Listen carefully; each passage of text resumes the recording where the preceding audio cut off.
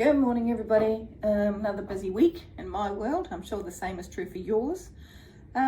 Tomorrow, I'm flying off up to Auckland to participate in a panel at Alzheimer's New Zealand's conference. I think, if you, in the news recently, you must have seen that there has been a refresh of, well, there is a refresh going on of the Dementia Mate Wareware strategy that Alzheimer's New Zealand puts together, and ultimately they have been raising their voice over the last goodness knows how long about what is the predicted amount of New Zealanders who will find themselves suffering from dementia, Alzheimer's and dementia, and how we could as a nation manage it. And strangely enough, in the most cost-efficient, cost-effective way, which is by investing as close to home and in home.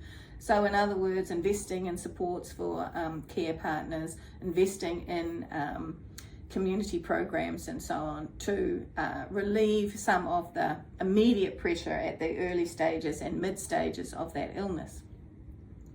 I mean, my big thing, and I've ranted on about it a lot, I know, is that for a certain part of that population, it is going to progress to a level where they will need some form of residential care, and that may look like secure care, and that may be because of behaviours and so on and so forth. And I get a little frustrated by people who sit at a table and say, oh, well, behaviour is just a side effect of something misunderstood. Well, not in the case of an illness. And certainly there are behaviours that can be managed by highly trained individuals, but sometimes there's just behaviours. And sometimes we need to be realistic about what are the services that we need to ensure that we have, so that if and when an individual needs them, their family needs them, they are available.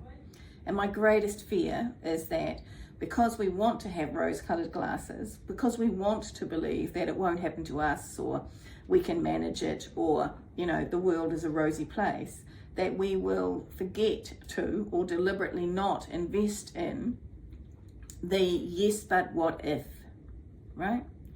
So I am a huge supporter for the resourcing and support of as close to home as possible, community programs, building up what is the strength of community.